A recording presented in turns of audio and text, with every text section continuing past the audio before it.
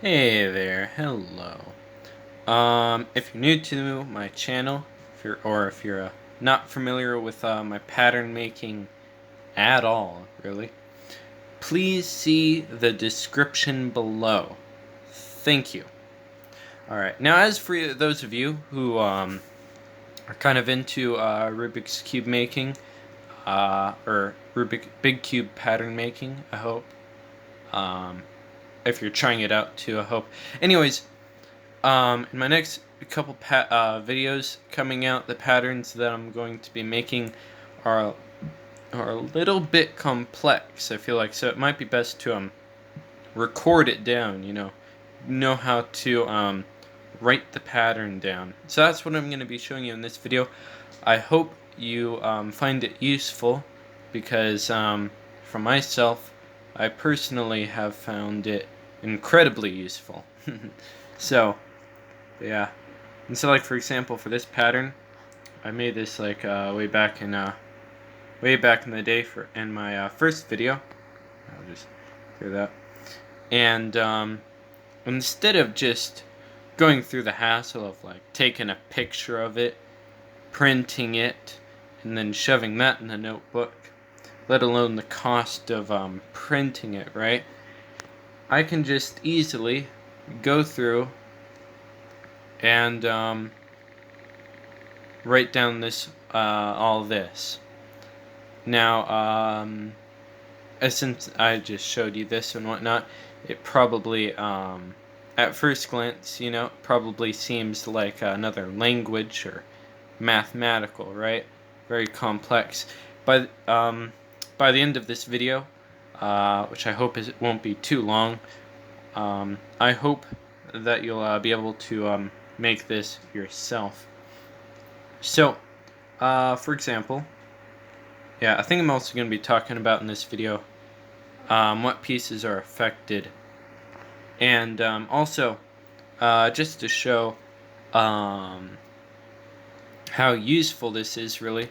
I guess way back in my last video, actually, I wrote it down. I wrote some patterns down in my notebook, and that helped me do them for some earlier videos.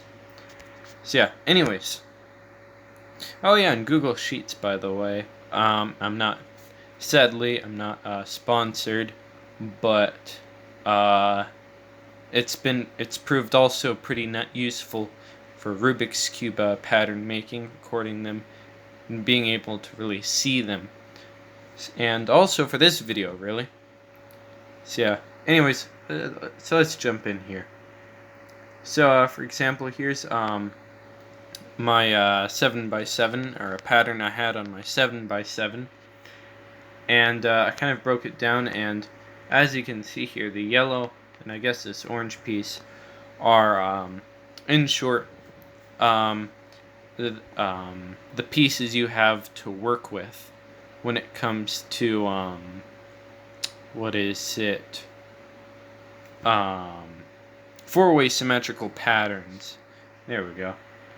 So yeah, and I also show. Yeah, the thing is though is for all of these patterns, all 10 of these pieces, I mean, those pieces can be changed. You have all 10 of those pieces to work with when it comes to 3 colored patterns. For opposite colored patterns, then you only have the 9 pieces to work with. But yeah, I think I'll get into that in a bit, maybe. Yeah, I don't know. Anyway, as for the 8x8, it's a different story. You do actually have 10 pieces to work with. So, yeah. And then I have here my reflective symmetrical patterns, or what pieces you have to work with. And as you can see here, like 32, right? A whole lot more.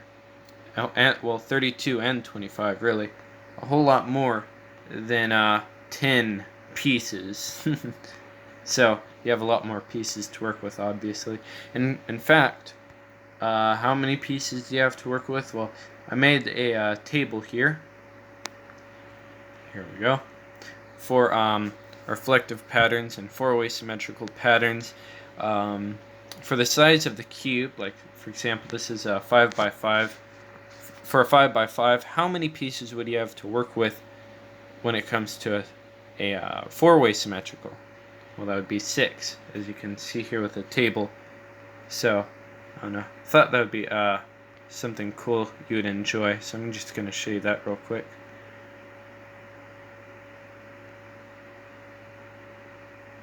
Alright. And, yeah. Also, I hope you noticed, for a 20 by 20, it can go up to 200 pieces to play with. Found that crazy. Anyways, like for example, for my 10 by 10, I only have 15. Yeah, and since I'm here, actually, let me show you how this can work. So, I have this little, what do you call it? The beginning of the tape, or whatever. The beginning part, the first part of this formula, I guess we'll call it. Alright, and that talks about the type of cube, the type of pattern, and what key corner you're using.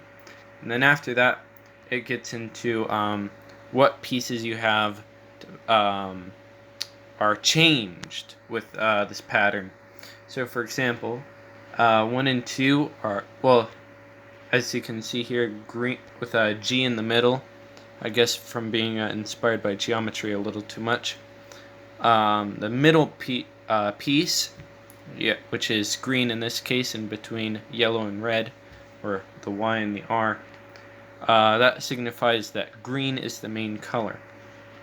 And so, with that, I don't list any of the green pieces, so 1 and 2 are not listed, but 3 is yellow, and yellow is, if you look at your Rubik's Cube, is clockwise. If you turn the yellow, green, and red corner piece clockwise, green will show up. Yellow will show up on the green area.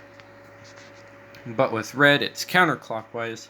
So you would list the 4 piece with an apostrophe, since 4 would be red. 5 is greens, and 5 and 6 are greens. We don't list that. And then 7, 8, 9, etc. 7 is listed, but the 8 and 9 are listed with an apostrophe. So, anyways, I hope you got the bit of that. I also made a little table here showing what pieces you have to play with. So, or how this works a little bit. So, as I showed you with 3 colored patterns like this, the piece is, for a clockwise piece, you just list it as like a 1, nothing really on it. But for counterclockwise, you add an apostrophe. For 6 colored patterns, which I'll actually be covering next video, clockwise pieces this time has to be shown with an apostrophe, whereas counterclockwise pieces has, quotation marks, or double apostrophe. Inverse pieces has the asterisk, I think it's pronounced, or the little star. And so I'm going to try and show you this. If you wanted to add an orange piece, say we wanted to make 8 orange, we would list that as 8 apostrophe asterisk, or whatever. Here, here we go. I would go over here to 8 and add an asterisk there, and that would make it orange. Since, that pretty much says to turn it counterclockwise and then inverse it. I'm going to get into that more in the next video, though. Double patterns. Alright. So, yeah. So, double patterns. This is, kind of an interesting thing here. For, yeah, so this is pretty much like for clockwise pieces, of course, apostrophe, quotation marks for counterclockwise pieces, and then the little star for inverse pieces.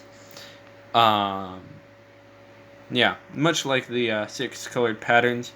But then the one unique thing we have here is the power sign, as it's called. And so I use this to signify what piece is being changed on the other side. So I actually kind of played around here. If I were to add this DP, of course, to add double pattern, I'll get into that a little bit in a little bit. Yeah, but here, oh shoot, I need to show this first. So with this on my 7 by 7, I mentioned a what it looks like. Yeah, so this dark yellow or orange, if you will, this area, those are the pieces that you can change on the other side without affecting your face. And so those are the pieces that you can really change at using the power sign. That's where the power sign comes in. And so say you were wanting to change some of those pieces. I added 15, maybe like for yeah, just for the sake of the cube. Let's say this is a 19 by 19. I don't know. Alright, so what is it? Yeah, so this would be kind of how it works. One way you can record it, I guess, is by showing the pattern or the pieces you have here. So that looks like a cool 3-colored pattern, right? And then, but then that's going to be your main 3-colored pattern on the front. But then with this piece, I would say that this suggests that the other side is different, and so these would be the different pieces. Or I guess another way you can write it down is with combining that, getting rid of that this symbol, whatever it's called, double period, if you want, whatever. Anyway, so for example, over here I listed 2, right? Well, on the other side, 2 would be the 2 piece would be changed, and so I could list that right after 1 with the power sign, signifying that the front 2 piece isn't really affected, but the back on the back side or on the other key corner. So I don't know. I hope that makes sense. But yeah, and so you'd list that right next to the 1, you know. And 3, 2 is changed on the other side, but then 5 and 7 don't have the power sign, which means that that affects your face, your main key corner. But I don't know. Get into that in a bit. Double patterns, flipped patterns. I love flipped patterns. I'll get into that a couple videos later. For flipped pieces, you could just make it bare, or and then with inverse pieces, you can add you would add an apostrophe, or you can add that little star, I guess, seeing how much inverse pieces are being used with that little star. All patterns. There we go. I think I'm gonna get into this in a little bit. Yeah, now I want to cover, yeah, for example, this first portion of the, of the formula, I guess. So we're going to go up here. Here we go. I took that little formula, and here I'm kind of breaking it down. So for the 10 by 10, or as you can see here, 10x, that says that it's a 10 by 10, that's cube size. 3C, that represents the pattern type. 4S represents the symmetrical type. And then YGR, that represents the colors of the key corner. Alright, and G over here, as I mentioned before, is the main color that I'd be that the formula is based upon. So here I kind of laid out a picture here. This is from the top of this is viewing it from the top.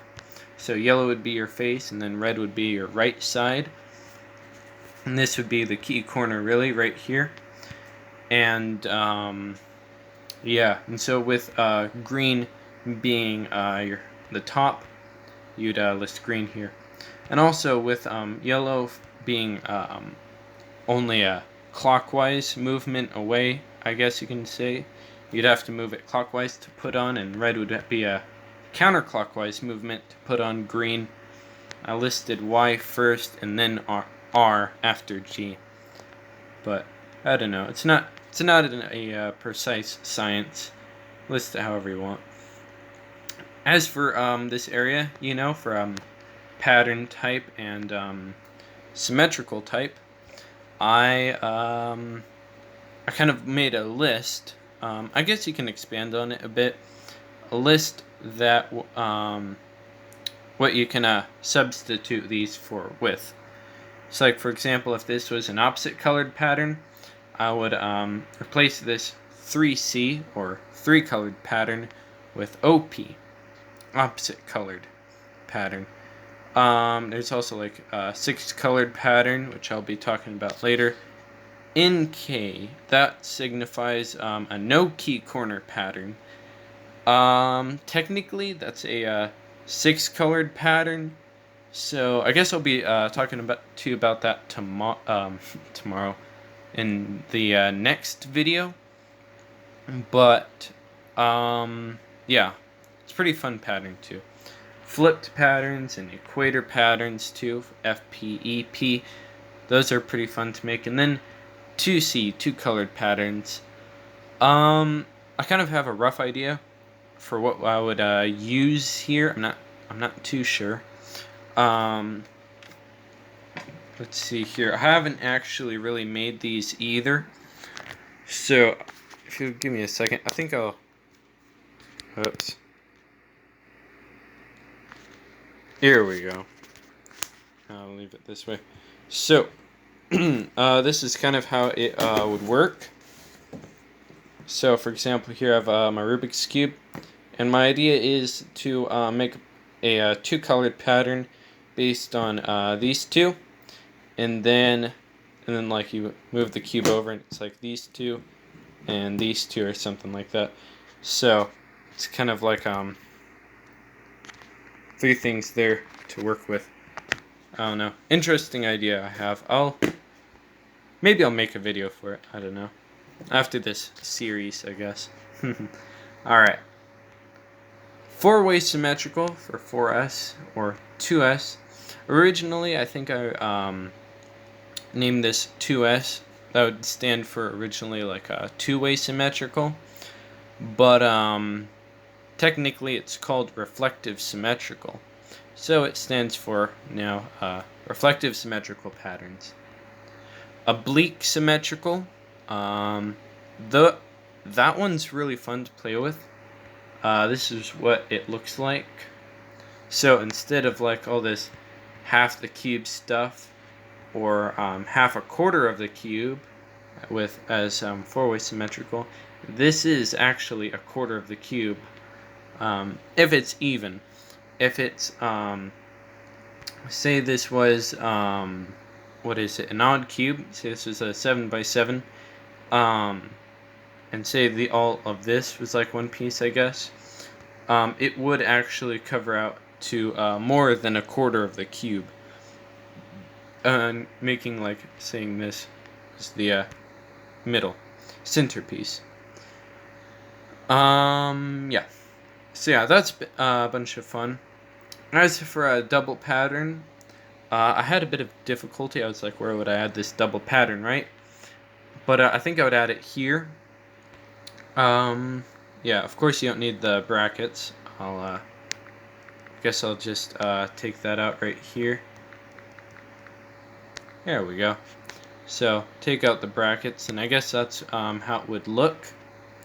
The DP suggesting that it's a double pattern, and then you'd go on with the rest of the formula, as I mentioned earlier, as I talked about earlier. Oh yeah, and then there's also all colored patterns. So, say maybe I didn't come up with a pattern yet for this. Like for example, flipped patterns. I'm kind of combining that with opposite colored patterns. But say for example you wanted to do a flipped pattern with three colored pattern, maybe three colored pattern with flipped pieces. Well, I guess that would go under an all pattern. So also interesting thing, if you don't like writing things down, say for example you kind of got tired with writing like 10x, 3c, 4s, and then the key corner there, I guess you can kind of simplify it. Well, I think listing the cube size is important, but yeah, like for 3c, I guess you can put that down as like a AL for all pattern, AP maybe, or you could even I'm just gonna let's leave that here. So 3c, you can pretty much get rid of that or put it down as all pattern, and what that would mean is you would then have to record the rest of your formula like that as an all pattern. So for clockwise, so that's what this is here for. So clockwise pieces would be with an apostrophe, counterclockwise pieces with a quotation mark, inverse pieces of course with a little star, other sided piece, and then flipped pieces with the temperature, the degree symbol. Yeah, I don't know. Of course, also this is something I've kind of just made up, so you can do it however you want. Oh yeah, and just as you can kind of freely get rid of the this 3c, I guess you can also remove the symmetry, four-way symmetrical, or put that down as AL as well, and it would look something like this, where one would start here, 2, 3, etc., and then 16, and then it would go up, and then after it goes over, if this was a what's it called? Oblique symmetrical, then it would go down into this area here. But yeah, so I guess this is kind of listed for all symmetrical, or always symmetrical. I don't know. Anyways, fun thoughts. I hope you enjoyed that. And yeah, here, give me a second. All right. So yeah, so that's pretty much all patterns right there. Glad I covered that. Let's see here. Is there anything else? All right. Yeah, so that's pretty much it. That's, in a nutshell, that is how you record patterns. Rubik's Cube patterns for you. Yeah. If you're also interested, if you're like into math, this is, I guess, where the math comes into the pattern making. If you're curious, did I mention this? No, not yet. So, say for example, we had for 10 by 10 or whatever, 3-colored pattern, 4-way symmetrical. How many combinations do you think there are? Seems like a bit of a difficult question, with each piece you have 3 colors. Each piece can be 3 colors, and you have 15 pieces to work with. How many different combinations do you think there are? Well, you can pause the video, try and count it on your fingers. Good luck. Or, here's a cool equation. Oh dear. Alright, so, this is how it looks. 3 different colors for each pattern, for each piece, and 15 pieces in total. That's 3 raised to the 15th power. So, quite large. How much would that be? Well, let's run over to the calculator. Here we go. I jotted it down, and what do you know? It's 14,348,907. So, yeah, 14 million. That's how many combinations you have with 3 colored patterns there. Of course, the what is it? The solved state of the. Oh shoot. Oh yeah, I'm remembering now for the equation. You can't list every single piece because, for example, what is it? 3. I guess you have to list 1 less than the pieces you have, so that actually comes out like so. Yeah, 4 million. Yeah, it's not 14 million now, sadly, but it is 4,782,969. Also, the solved state is counts as a pattern, I guess, under this equation. So really, you would want to subtract 1, I guess. But yeah. Real quick, I thought you would raise it to the 15th power. It has to be 1 less because, well, if all of these pieces you see here, if all of these pieces were green, as the equation would allow, what is it that would be like? That would be the solved state. If they were all yellow or all red, those would also be the solved state. But because of the equation or whatever, those 3 solved states from 3 different rotations would be counted down as different rotations in the same. Yeah. So yeah, it doesn't really work that way. You have to yeah, you need to take out a piece when calculating that. So yeah, the equation, I guess, would look something like 3 raised to the 14th power, or well, 15th, subtract, oh dear, I can't put a little, subtracted by 1, I guess. That's kind of funny. And then minus 1 for the what is it? Solved state. And so that's pretty much how many patterns you would have. I don't know. Something fun to calculate. You know, spin your fingers on. Yeah. Something to run your pencil down on too. If you try to work it out in your head, write it down. I don't know.